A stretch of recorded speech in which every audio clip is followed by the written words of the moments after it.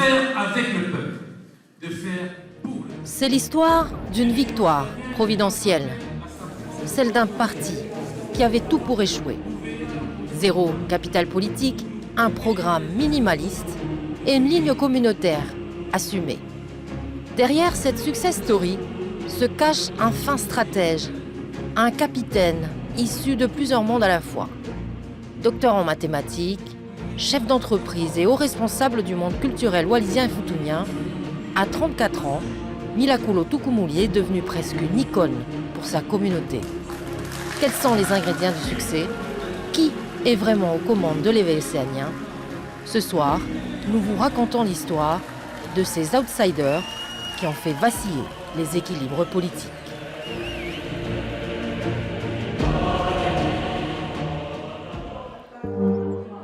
Le soir des résultats, au QG du parti communautaire, l'inquiétude se lit sur les visages. Les élections provinciales sont déterminantes dans le pays.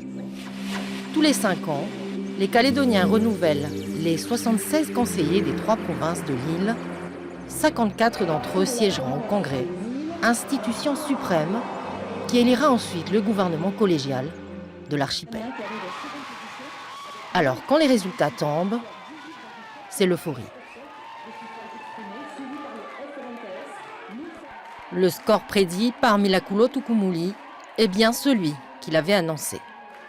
3 sièges sur 54, ce n'était pas gagné, car le mode de scrutin de liste proportionnelle à un tour nécessitait d'obtenir au moins 5% des 169 000 électeurs calédoniens.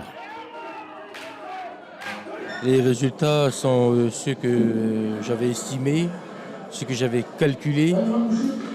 Donc on y est avec un siège supplémentaire à la province. Et on a toujours tendance à dire que la politique et les mathématiques, ça ne va pas ensemble. Je pense que je viens de démontrer le contraire. Dans ma stratégie, j'avais dit la multiplicité des listes fait que le corps électoral, il était difficile à avoir. Je rappelle qu'il fallait se partager 20 000 voix avec 8 listes. J'ai choisi une autre stratégie, c'est celle de la liste communautaire, justement pour grappiller ces 15 000 voix dans la communauté wallisienne et foutounienne. 6 077 Calédoniens ont voté pour l'éveil océanien. Un électorat grappillé dans celui de Calédonie Ensemble, le parti loyaliste comptant le plus de Wallisiens et Foutouniens. Enfin, ça c'était avant l'éveil océanien. Car Calédonie Ensemble s'est vu voler la vedette par l'alliance des partis loyalistes de droite, l'Avenir en Confiance, présidé par Sonia Baquès. L'Avenir en Confiance totalise 26 sièges contre 25 pour la gauche indépendantiste et au milieu, les 3 petites voix de l'éveil océanien. C'est mathématique, le parti fera la bascule et permettra de faire émerger une majorité dans les institutions du pays.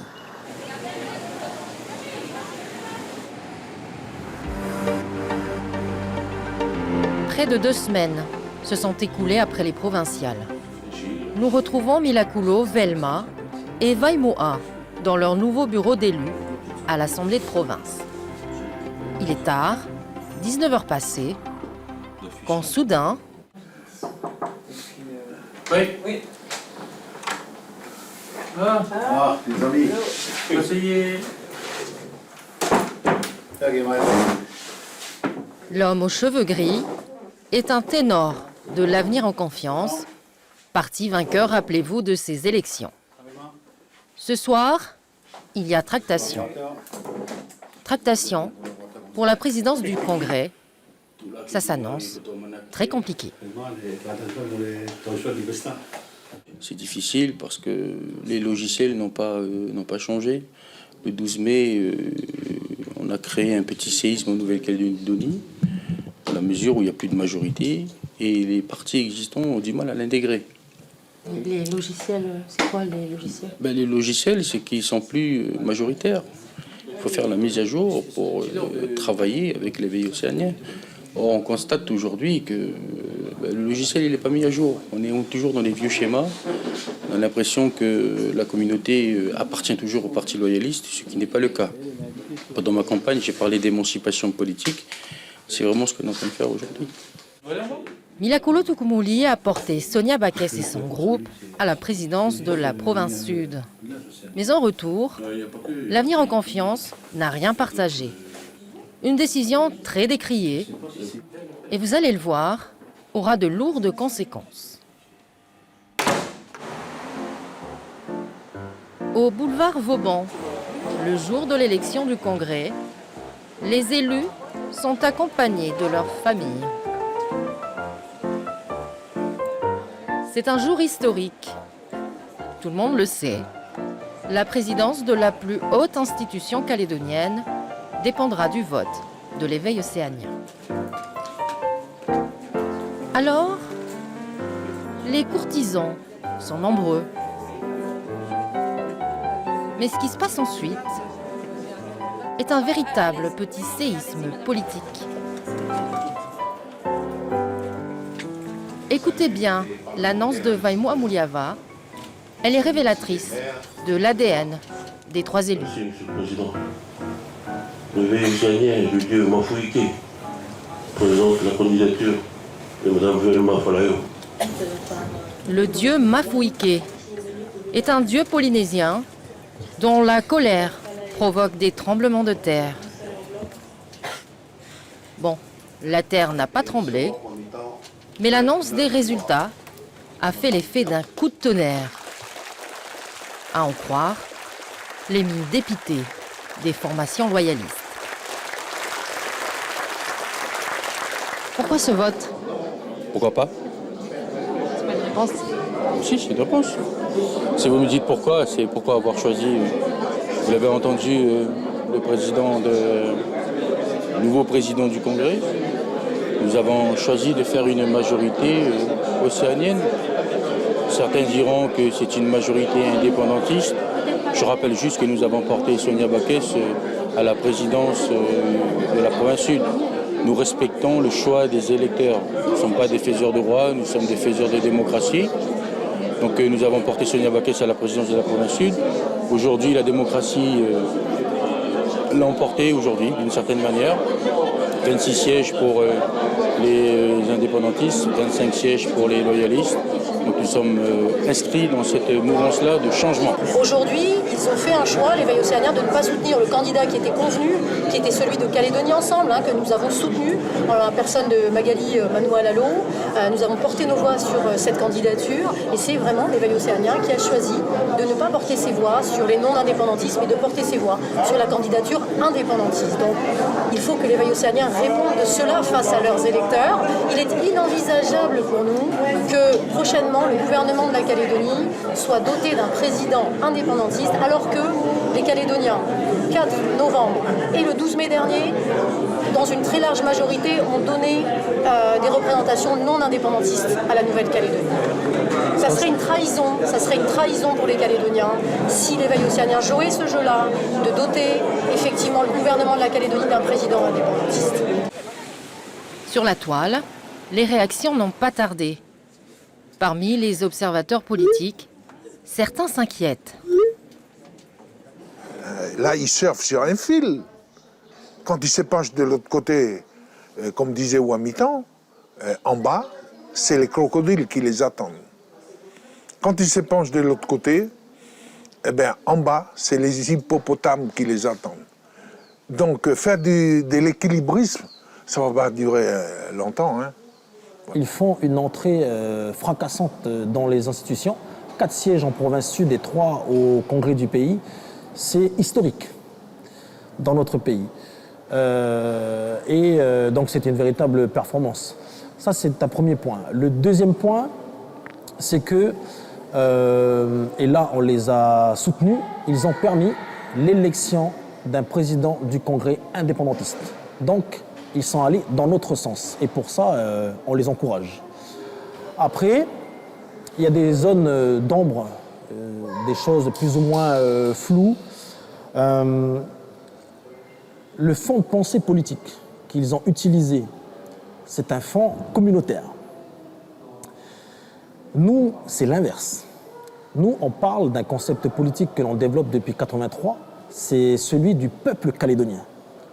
Ma crainte, c'est Parce qu'on va quelque part cultiver le repli sur soi, l'enfermement. Et ça va à l'encontre de l'esprit de l'accord de Nouméa. C'est vrai que tout ce qui est communautaire fait peur.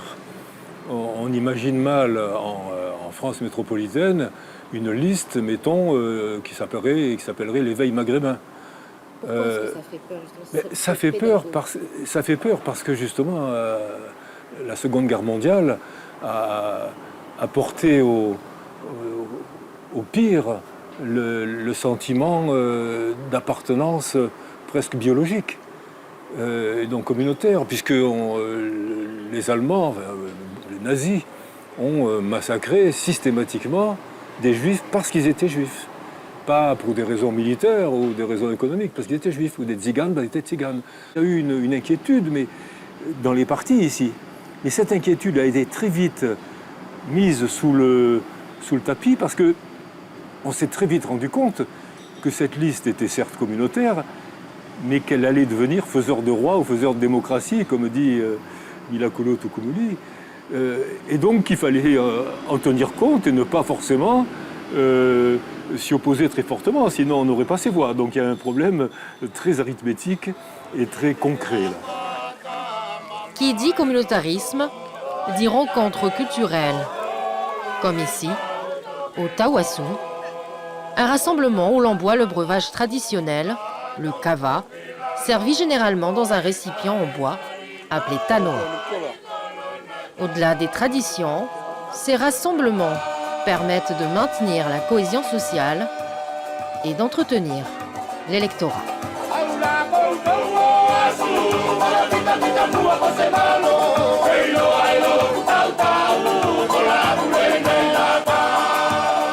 C'est communautaire sans être communautariste, parce que communautariste, ça voudrait dire que je fais attention qu'à ma communauté. Non, je fais appel à ma communauté, au même titre que tous les partis loyalistes qui l'ont fait depuis une trentaine d'années.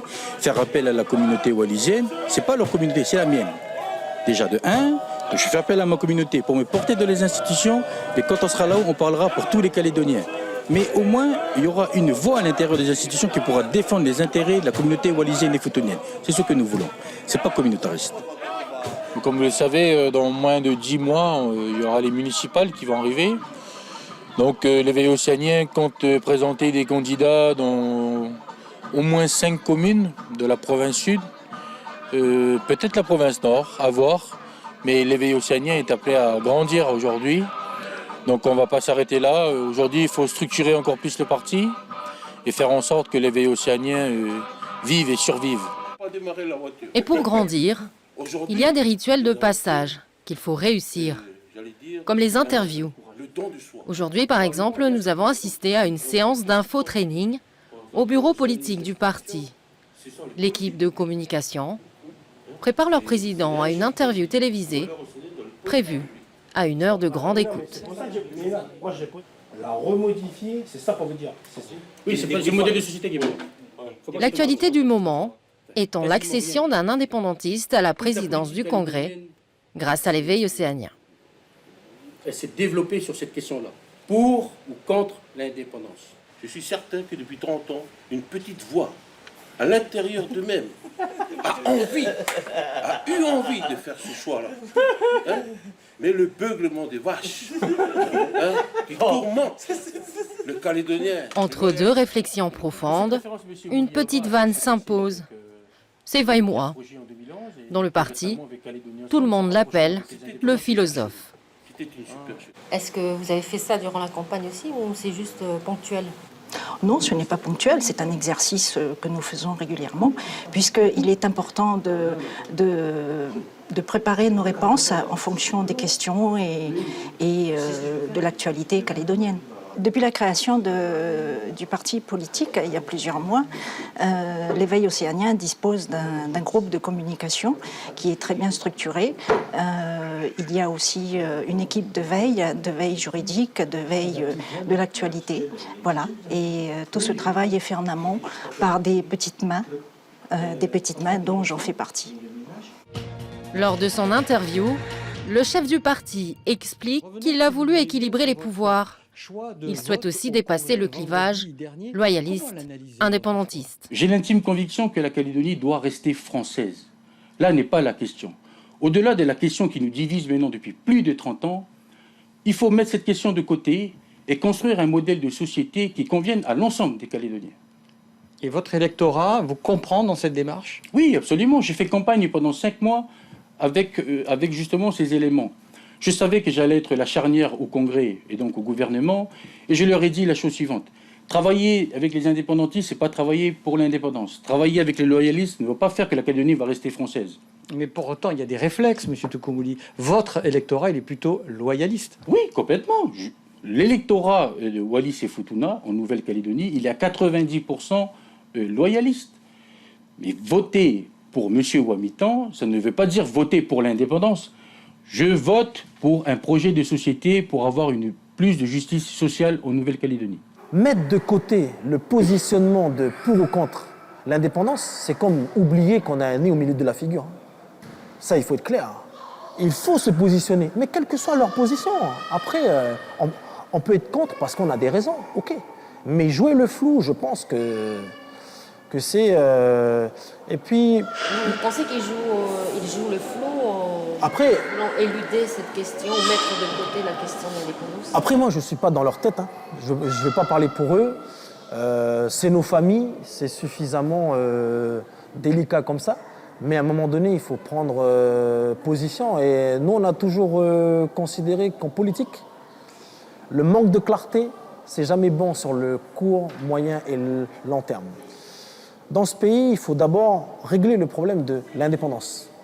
Et puis après, on pourra parler d'autre chose. Cette idée qu'on peut arriver, c'est l'idée de l'éveil océanien, qu'on peut ne pas renvoyer la France, qu'on peut vouloir rester français et non pas avoir un passeport kanak, qu'on soit wallisien, européen ou vietnamien. On aurait un passeport kanak.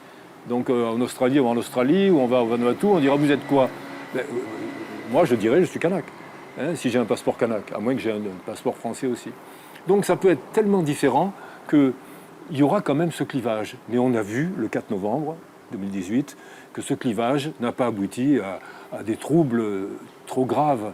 Donc voilà, nous avons peut-être ce miracle, je ne sais pas si ce miracle peut-être, qui fait que peut-être nous allons réussir à avoir à la fois ce trait d'union K1KA, parce que c'est pas gagné, hein. Croyez-moi, les pesanteurs et les classicismes politiques, ils sont là. L'heure est à l'organisation du parti. Ce soir, le comité directeur se réunit pour la première fois après leur victoire électorale. Le parti doit maintenant s'ouvrir aux autres communautés pour préparer les prochaines échéances électorales, les municipales. Elles se tiennent généralement 10 mois après les provinciales. Donc si c'est comme ça, si je ne sais pas sur qui compter, je vais restreindre le corps. Aujourd'hui, on ne parle pas de la stratégie interne du parti, on essaie de parler de la survie du parti politique et des municipales. Moi, je voulais avoir des manifestations, je suis tout à fait d'accord avec toi. Effectivement, l'aventure est lancée maintenant, depuis le 12 mai, depuis notre élection. Sincèrement, on n'a pas vu venir.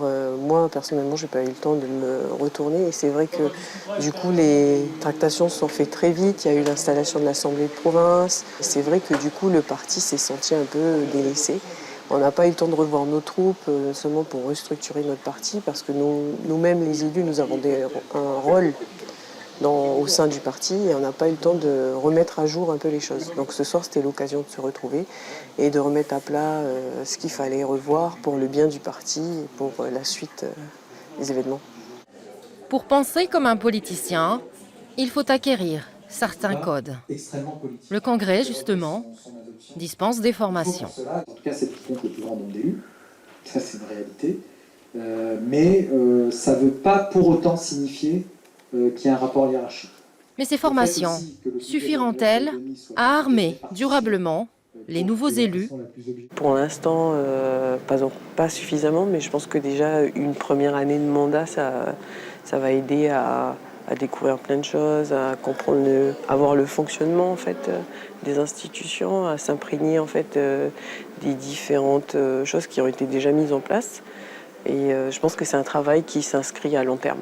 Qu'est-ce que vous appréhendez dans l'avenir Vous qui débutez un petit peu. Je me suis pas trop posé la question. En fait, c'est la découverte. Je pense que ce qui est peut-être une petite appréhension pour chacun, c'est peut-être lorsqu'on sera en assemblée, vraiment, on travaille peut-être les débats, parce qu'on aura des opinions différentes. Et à part ça, je vois pas, parce que là, on a très bien commencé. Je pense que ce qui sera... on est dans les starting blocks, donc on découvre notre environnement, il faut prendre en compte toute la réglementation. Mais au-delà de ça, je pense que c'est moi, en tout cas, ce sera sûrement les débats. Dans la presse locale, on s'interroge sur les choix de l'éveil océanien. Tantôt à droite, tantôt à gauche. Leurs 3 petites voix ont fait vaciller les équilibres politiques. Mais indépendantistes et loyalistes peinent à sortir des clivages, malgré les efforts de Milakulo Tukumuli. On arrive à la fin des accords. Milakulo a à peine 34 ans. Il est jeune et c'est aussi l'incarnation de l'excellence. 3 théorèmes quand même, enseignés dans le monde. Il arrive ici, il est marginalisé comme tout le monde. Alors que lui, j'allais dire, il a touché le plafond. Le plafond, il a explosé le plafond. Il n'y a pas plus... Enfin, je ne sais pas, moi, je pense qu'en Nouvelle-Calédonie, il n'y a pas son équivalent. Il est écarté de l'université. Comme tous les Wallisiens et les Futuniens, il ne baisse pas les bras. Il se lance et il crée ses entreprises. Ces entreprises marchent. Je veux dire, c'est un symbole. Il incarne vraiment la marginalisation de notre communauté ici, et j'allais dire peut-être aussi des autres minorités ethniques de la Calédonie. Donc je pense que c'était le candidat idéal. Ce sont des signes, il faut savoir les interpréter. Des signes et des symboles, il y a dans ce parti une dimension presque mystique, héréditaire aussi, même dans la famille de Milakulo Tukumuli. Une philosophie née à Tio, comme lui. On arrive ici à mon berceau natal, Tio. Que pour la petite histoire, Tio, dans les années 60 et 70, jusqu'aux événements, Tio, c'était le point de chute de tous les Wallisiens et Futuniens qui débarquaient de Wallis et Futuna, ici en Nouvelle-Calédonie. Il y avait tellement de Wallisiens et de Futuniens ici qu'ils ont commencé à s'organiser coutumièrement, un peu comme à Wallis et Futuna, avec chacun son village, avec des regroupements par rapport à la religion, par rapport à la coutume, à la tradition. Donc il y avait vraiment une vie, une atmosphère un peu de Wallis et de Futuna ici à Tio. Et mes parents en faisaient partie, mes grands-parents aussi. Et c'est lorsque les événements de 1984 éclatent que la majorité des Wallisiens et des Futuniens quittent Tio pour aller se réfugier à Nouméa, essentiellement à Saint-Quentin, mais aussi dans les quartiers de Rivière-Salée, de Ducos, qui commencent à peupler un peu le Grand Nouméa. Et nous, on fait partie de ces quelques familles, justement, qui sont restées à Tio parce que à cause du travail, grâce au travail, ce qui nous a permis de rester encore ici sur Tio. On a toujours notre maison ici sur Tio, qu'on a gardée, qu'on a achetée, et qui nous permet surtout de pouvoir y revenir et de pouvoir retisser les liens avec les personnes qu'on a connues dans le temps. Tio est à 2 heures de route de la capitale. Cela fait des mois que la famille Tukumuli n'y est pas retournée. Alors, entre 2 arrêts... C'est la femme à Gabi, là où on venait prendre le bétail. Ben, je connais Thierry, il est où? Mais il est là-haut. Il travaille à la Célène, hein? Non, il travaille à la coutumière. Ah oui. C'est le grand. Owen et Valatello, celui qui était là-bas à la direction des... Les frères Tukumuli et leur maman, Lonicia, connaissent bien du monde ici.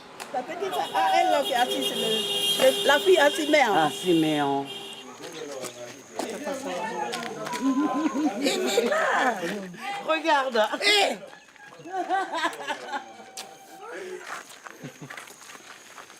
Wen est le frère aîné de Milakulo Tukumuli. Ça va? Ici en bleu avec les lunettes, c'est Petelo Tukumuli, le deuxième frère de Milakulo. Je suis né le 19 octobre 84, donc un mois avant que les événements éclatent. Et je vais rester sur Tcho jusqu'à l'année 2000, parce qu'en 2000, il faut que j'aille au lycée. Et comme il n'y a pas de lycée ici sur Tcho, notamment de manière générale en Brousse, il faut aller à Nouméa. Donc voilà, à partir de l'année 2000, je vais quitter Tcho. Et même si je vais revenir de temps en temps pour les vacances, petit à petit, je vais définitivement vivre sur Nouméa, parce que je vais vivre à l'internat. Voici enfin la maison d'enfance de Milakulo Tukumuli et ses frères. Les gamins, là, ils savent ce que c'est planter un bananier. Faire manger des cochons. On avait un grand parc, on avait une vingtaine de cochons, ici. Et les gamins, tout petits, quand ils allaient à l'école, tous les jours, en rentrant de l'école, c'est le café, les touques pour aller donner à manger aux cochons. Et ils avaient dans la maison, il y avait une chambre de musique. Moi, pour éviter qu'ils aillent traîner et aller faire des bêtises, leur papa avait pris des instruments et ils avaient leur chambre de musique. Papa musicien, donc il les a appris à faire de la musique. La batterie, tout, vous avez tout. Alors, moi, l'éducation, c'était ça, en fait. C'est les cochons, à faire les devoirs, à faire le ménage. Enfin, j'avais pas de fille.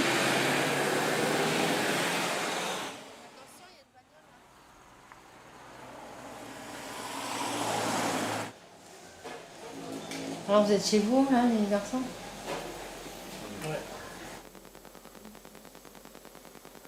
Ben, on se replonge un peu 20 ans en arrière, hein, d'une certaine manière. Ça fait 20 ans que j'ai quitté Tcho. Donc ça fait bizarre, il y a tout qui change, les espaces ils sont réduits, ils deviennent plus petits. On a l'impression que tout était immense à l'époque. Et puis, on se rend compte au fait que les choses n'ont jamais changé. C'est nous qui avons pris de la hauteur, qui avons... on a du vécu, il y a de l'eau qui a coulé sur les ponts, donc on voit les choses différemment. Les gens sont pratiquement les mêmes, si ce n'est qu'ils ont vieilli. Mais on a toujours cette chaleur humaine ici à Tcho. Donc c'est agréable de revenir là et de revivre ça, quoi. Et j'en suis fière d'eux maintenant. C'était comme ça. Et j'avais des cousins, à chaque fois qu'ils venaient me dire « Mais comment tu fais pour éduquer tes enfants? Mais comment tu fais? Parce qu'ils savent tout faire. Le ménage à la maison, c'est comme si j'avais des filles. » La maman qui... On avait à peine une petite demi-heure, 1 heure pour aller jouer au terrain de football. Et on revenait ici, puisqu'on faisait nos leçons le matin. On avait un petit peu de temps pour faire de la musique. Mais en fait, on était occupés. Et en faisant ça, on ne se rend pas compte, mais mon père était tout seul à nourrir nous tous. Mais aussi avec des cousins qui vivaient avec nous, qui venaient de Wallis et Futuna. Tout ça pour dire qu'il était seul, à un salaire. On nous a appris à être heureux, j'ai envie de dire, avec le peu de choses qu'on avait. Et au fait, ce que les gens ils veulent aujourd'hui, c'est pas être riche. Ce qu'ils veulent, c'est simplement d'être heureux, pouvoir vivre de manière digne, tout simplement. Et c'est pour ça qu'on se bat, c'est pour que chaque Calédonien puisse vivre de manière digne dans ce pays. Avant de rentrer à Nouméa, la famille Tukumuli nous fait découvrir un autre lieu. La plage d'Ouroué, un cadre idyllique qui a contribué à faire d'eux ce qu'ils sont aujourd'hui. Oui, c'est une immense fierté parce que le pari sur lequel on s'est lancé, ça a matché. Et oui, le travail il a été rude parce qu'il a fallu faire cette campagne en 2 mois quand même. 2 mois, c'est pas beaucoup, hein. Donc la machine a été lancée en 2 mois, même s'il y a eu du travail avant. Mais franchement, si c'était à refaire, je ne sais pas si on le referait parce que ça a été dur cette campagne. Mais avec tout le staff qu'il y a eu, avec toute l'équipe qu'il y a eu, et je les remercie en plus, ça a fonctionné. Quand le peuple est pas opprimé, c'est pas le mot, mais quand le peuple on s'en occupe pas et tout, et qu'on vit toujours un peu écrasé chacun pour soi, arrivé à un moment, le peuple va créer en son sein une personne qui va aller changer tout ça. Voilà. Et je pense que il a été le changement. Et vous voyez, quand on vit un peu dans la simplicité, pas dans la misère, mais dans la difficulté, et ben ça fait naître l'audace et le courage chez certaines personnes. Et je pense que c'est exactement ce que Mila-Koulo a... C'est ce qu'il a enrichi et c'est ce qu'il a fabriqué, c'est ce qu'il nous a forgé, quoi. Je rencontre un jeune homme, comme tout le monde le sait, très intelligent, avec vraiment une vision. Et c'est à ce moment-là que je découvre ses ambitions et je lui dis, si je t'attendais pendant 30 ans, je me suis jamais senti capable de reprendre le flambeau de mon père parce que moi, dans ma conception, c'est pas un héritage familial. L'Union océanienne est une prise de conscience des injustices, tant au point de vue économique. Vaimoa Mouliava est le fils de Kalepo Mouliava, leader du premier parti politique communautaire. C'est lui que vous voyez sur ses archives lors d'un meeting pour les élections territoriales de 1984. Pour tous, un partage des responsabilités, un partage des richesses et un partage du savoir-faire. Ce n'est qu'en mai 1989 que Kalepo Mouliava créa l'Union océanienne, premier parti ethnique à percer en Calédonie. Le groupe gagne 2 sièges sur 32 à l'Assemblée provinciale du Sud. Leur campagne s'est alors basée sur l'injustice sociale, l'émancipation politique et l'instrumentalisation de la communauté. Sont manipulés politiquement. Nous dénonçons avec force cette manipulation à des fins politiciennes. Kalepo Mouliava décéda 3 mois après l'avènement de son parti. L'Union océanienne se divise alors en plusieurs franges. À l'époque, les arguments de campagne avaient convaincu. Et on comprend jeune. 30 ans plus tard, ils sont encore d'actualité. L'éveil océanien le sait. La récupération politique fonctionne, mais ne dit-on pas que l'histoire bégaye? L'histoire se répète, 2400 voix, 2 élus, pendant une mandature de 6 ans. C'était l'accord de Matignon. Et puis, après cette mandature, l'Union océanienne a disparu. J'étais un des fondateurs de l'Union océanienne. Nous avons tenté cette expérience.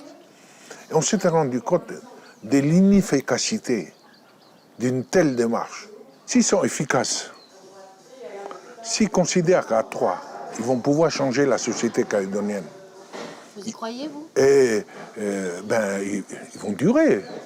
Mais si à 3, le constat, c'est que c'est les autres 51 autres élus qui font la politique et rien, j'ai bien peur que ça va être un feu de paille comme l'Union océanienne à l'époque.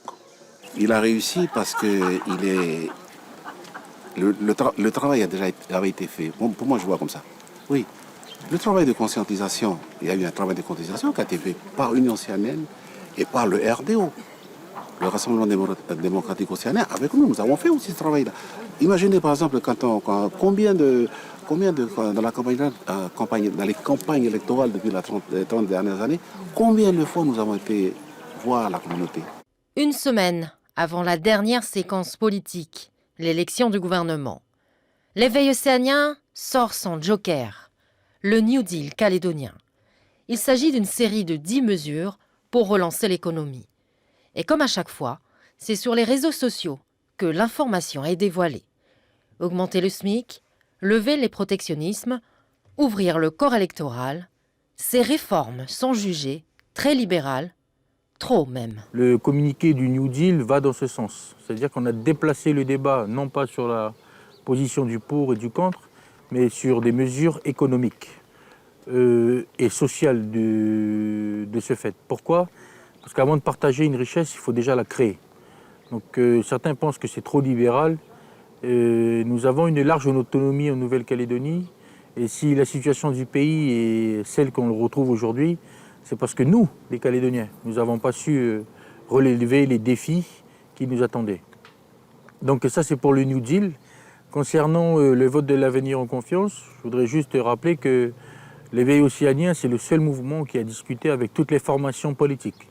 Ce qui n'est pas le cas des autres formations, parce qu'ils ont une historique, une histoire qui fait qu'aujourd'hui, ils ont du mal à discuter. Après la parution du New Deal, l'éveil océanien fait liste commune avec le parti loyaliste Avenir en confiance. Les tractations ont fonctionné. Le New Deal a permis de sceller une entente. Alors le jour de l'élection du gouvernement, plus de suspense. Retour au bon vieux clivage indépendantiste pro-France. L'enjeu aujourd'hui est d'installer les 11 membres de l'exécutif et d'en choisir un président. La liste Avenir en confiance Éveil océanien présente 5 noms. Thierry Santa est leur candidat. Vaimoa Muliava y figure. 5 noms aussi du côté indépendantiste. Et au milieu cette fois-ci, un seul nom pour Calédonie Ensemble, ex-parti préféré des Wallisiens et Futuniens. Sauf qu'aujourd'hui, tout le monde le sait, Calédonie Ensemble est sur le point de boycotter les élections. Ils ont voté blanc. Aucun président n'est élu. Mais Vaimoa Muliava fait son entrée dans l'exécutif du pays et devient ministre. Et pour débattre sur le blocage institutionnel, Vaimoa Muliava est invité en plateau télévisé. Il s'installe Philippe Michel pour Calédonie Ensemble, Thierry Santa pour l'Avenir en confiance, Jean-Pierre Jaiwe qui représente ce soir l'UNI et au gouvernement également, Vaimoa Muliava pour l'éveil océanien et Gilbert Thuillinon pour l'Union calédonienne. Bonsoir messieurs. Quand j'entends qu'on propose de supprimer tous les monopoles, l'OPT, Enercal, l'OCEF, Ercalin et d'autres, dans lesquels travaillent 4000 Calédoniens, je suis très inquiet. Chaque mouvement a sa religion et peut-être son prophète en économie. Et dire, voir les choses d'un certain angle, sous un certain angle, pendant une mandature qu'on peut qualifier de dictature, en surréglementant l'économie, en favorisant les monopoles. J'ai envie de dire qu'il y a d'autres prophètes. La suite du débat est quelque peu inhabituelle. Vaimoa Muliava n'accuse plus, il s'excuse. Je voudrais tout de suite m'excuser auprès de M. Philippe Michel par rapport au mot dictature. Il était trop lourd, je m'en excuse. Moi, ça fait très longtemps que je fais de l'analyse politique. J'ai beaucoup creusé dans mes souvenirs. Je ne me souviens pas d'un homme ou d'une femme politique qui, après avoir un peu dérapé sur un point, s'est excusé. Et moi, j'ai toujours dit à mes étudiants, parce que j'ai eu des étudiants pendant très longtemps, j'ai dit, c'est quand vous serez fort que vous pourrez reconnaître vos erreurs. Tant qu'on n'est pas assez fort, qu'on n'est pas très sûr de soi, qu'on n'est pas assez, disons, je dirais, carré et droit dans ses bottes, on n'ose pas. Alors peut-être c'est parce qu'ils sont jeunes, peut-être qu'ils vont devenir des politiciens classiques et que dans un an, ils ne s'excuseront plus. Mais là, je crois que ça a été... je crois que beaucoup de téléspectateurs ont dû se dire voilà la qualité d'humilité qui est dans la charte des valeurs kanak. Pendant le débat télévisé, en face du congrès de l'archipel, nous rencontrions des élus de l'Avenir en confiance. Ici, nous sommes dans les locaux du groupe de l'Avenir en confiance, qui regroupe tous les 3 groupes, le MPC. Voilà. Exceptionnellement, Alessio Salinga a organisé une entrevue pour notre équipe.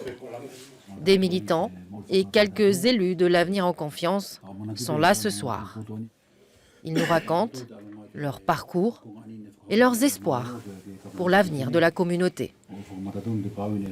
Aujourd'hui, on débouche sur un gouvernement où nous avons un enfant du pays qui est membre du gouvernement grâce à l'Avenir en confiance.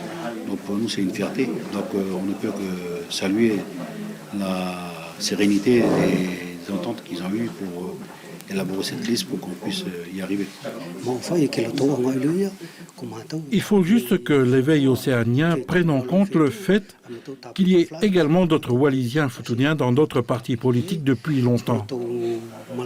Je pense que nous n'avons pas eu le temps nécessaire pour nous consulter afin de participer à la création de ce nouveau groupe. La percée de l'éveil océanien, finalement, elle a facilité un peu les choses pour tous les Wallisiens qui sont membres de partis, puisque ça vous permet en fait d'avoir plus de visibilité au sein même de vos propres partis. Je pense pas, je ne suis pas forcément d'accord avec vous sur ce point. L'éveil océanien est arrivé et c'est une réponse à un moment donné, effectivement, comme on le disait tout à l'heure, c'est une revendication latente depuis des années, depuis des décennies, où effectivement la communauté wallisienne et futunienne a été appelée à chaque fois pour aider et elle a considéré qu'elle n'était pas entendue. Et l'éveil océanien, je veux dire, c'est effectivement le canal qui a été utilisé pour y arriver. D'un autre côté, par exemple, à l'Avenir en confiance, on n'a pas forcément besoin de taper du poing sur la table. Ce que je veux dire, c'est qu'on peut arriver de la manière dont ça s'est passé avec l'éveil océanien, comme on peut aussi arriver par ses compétences, par son travail, par ses aptitudes, et le fait qu'un jour on vienne vous chercher pour effectivement continuer une route avec un parti politique. Françoise Souvé fait partie de cette élite wallisienne et futunienne qui pour la première fois se retrouve en nombre dans les instances calédoniennes. C'est inédit, dans la plus haute institution du pays, 10 élus sur 54 sont d'origine wallisienne et futunienne. 5 appartiennent à l'Avenir en confiance, 3 à l'éveil océanien, Magali Manuohalalo pour Calédonie Ensemble et enfin Aloisio Sacco du FLNKS.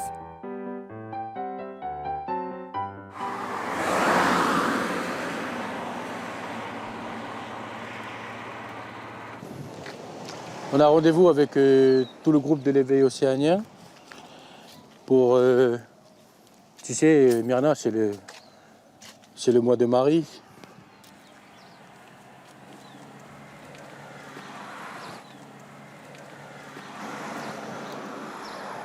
Et dans le projet fou qu'on a fait, je ne peux pas croire que Dieu ni Marie n'étaient pas avec nous. Donc aujourd'hui, on vient en quelque sorte faire la prière de remerciement à notre maman Marie, Fatima. Donc on a donné rendez-vous à tout le groupe aujourd'hui pour faire une prière ensemble. C'est une facette de vous qu'on découvre. Vous êtes donc très pratiquant, catholique pratiquant? Oui, de moi, mais surtout une facette de la communauté wallisienne et futunienne et une communauté chrétienne. Est-ce que depuis que vous faites la politique, vous avez fait un effort de... Non, c'est pas un effort, c'est ancré vraiment dans notre ADN. À chaque réunion qu'on fait, non seulement au QG, mais dans toutes les réunions publiques qu'on a eues, nous avons toujours commencé par un moment de prière.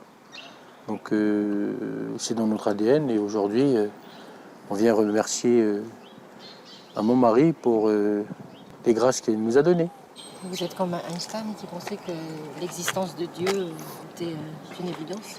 Pourquoi on met toujours en contradiction les sciences et Dieu?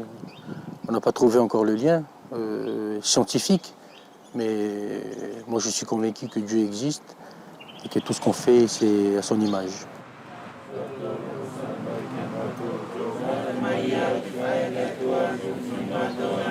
À l'image de ses fidèles en prière, la diaspora wallisienne et futunienne est un peuple très pieux. Amen.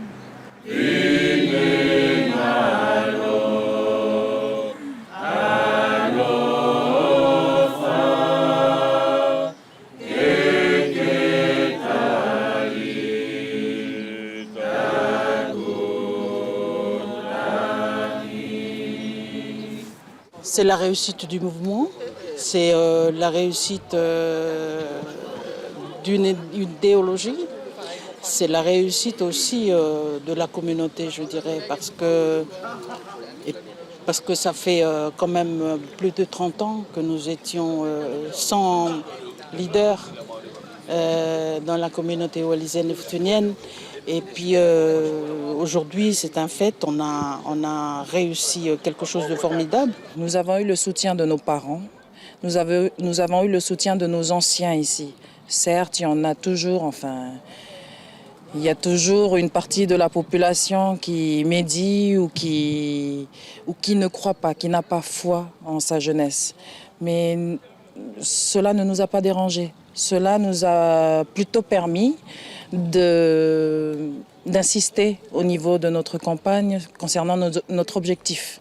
Puisque l'objectif principal, c'est déjà de rassembler les Wallisiens et Futuniens.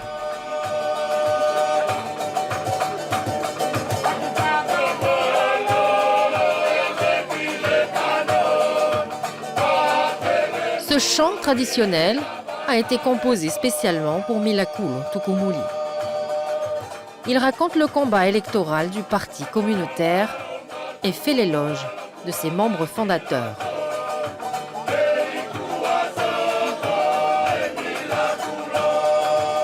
Lors de cette soirée, nous comprenons que l'éveil océanien est avant tout un éveil culturel. C'est vraiment super parce qu'en fait là on retrouve les valeurs océaniennes, la coutume, les traditions que nous ne côtoyons pas trop en Nouvelle-Calédonie puisque les danses c'est vraiment à des occasions de communion, de baptême. Mais là, le tawasu franchement pour moi c'est une première. Je pense que le premier atout dans ce parti c'est l'éveil culturel, c'est l'éveil de nos traditions, de notre coutume. L'éveil océanien, c'est un éveil à la fois culturel et politique pour dire aux jeunes Calédoniens d'origine wallisienne et futunienne que leur culture est là, qu'il faut se l'approprier maintenant. Et donc les Fale Tawasu, c'est un bon moyen en fait c'est un bon vecteur en fait de cohésion sociale et de vecteur culturel. Donc il faut juste le soir avoir le courage d'aller fréquenter ces Fale Tawasu parce que c'est là qu'on apprend la coutume et la tradition. Si ça reste dans le domaine associatif, bien sûr, tout le monde, que l'on soit Kanak, Caldoche, Wallisien, tout, on a besoin de se sentir bien dans sa culture pour être bien demain et puis dehors. Sauf que là, ils ont emmené ce combat culturel dans la sphère politique. Voilà. Là, ça n'a plus rien à voir. Là, ça veut dire qu'on pèse au niveau des voix, ça veut dire qu'on va en prendre aussi chez les uns et puis chez les autres, et puis il va falloir répondre à des questions très concrètes. Là, on a vu des positionnements qui étaient variables quand même, des positionnements très sociaux, en même temps très libéral. Donc ça aussi, il faut être clair. Quels sont selon vous les ingrédients du succès? Un contexte, un leader, un discours franc, inhabituel, faire de la politique autrement et une bonne communication. Et puis, j'allais dire, le cinquième élément, peut-être que j'aurais dû dire avant, ce sont les anciens. Les anciens qui sont là et que Milakulu rencontre dans tous les Fale Tawasu. Et puis nous avons aussi des Caïfénois de Wallis qui sont nés ici, enfin de l'organisation ici de Calédonie, qui nous soutiennent. C'est tellement facile de faire vibrer la fibre nationaliste. Vous savez, hein, quand vous mettez un morceau de... Plaisir nationaliste wallisienne. Bien sûr. Quand vous mettez un morceau, hein, sur Mako, hein, ça éveille en nous, océaniens, notamment au Vermo Futuna, eh ben, tout le monde se met à... Là, c'est comme un Kaneka. S'il y a un rassemblement des Kanaks, vous mettez un morceau de Kaneka et tout le monde s'élève. On a beau... Tout le monde a mis des programmes avec des promesses. Mais alors, les programmes, c'est le paradis, quoi. C'est pour se faire élire. Mais, voilà. Sauf que là, les fibres, ça vaut plus que tous les programmes. Voilà. Et ils ont touché à ça. Et ce sont des garçons instruits, hein, ils ont diplômés, hein, donc de grande qualité. Ils ont exploité ce filon-là. D'ailleurs, ils vont le dire, nous, on a été élus par les nôtres. Donc, on ne doit rien à personne. Donc, pour faire quel job? Pour s'occuper d'eux. Attends, entre nous. Mais de quoi ils se plaignent, les Wallisiens Futuniens ici? Mais ils sont tout. Veulent-ils un guichet exprès où on appuie dessus? Ça, c'est les guichets ouverts à Moutouna. Quand vous allez à la CAFAT, quand vous allez voir le médecin, quand vous allez à la banque. C'est ça que vous voulez?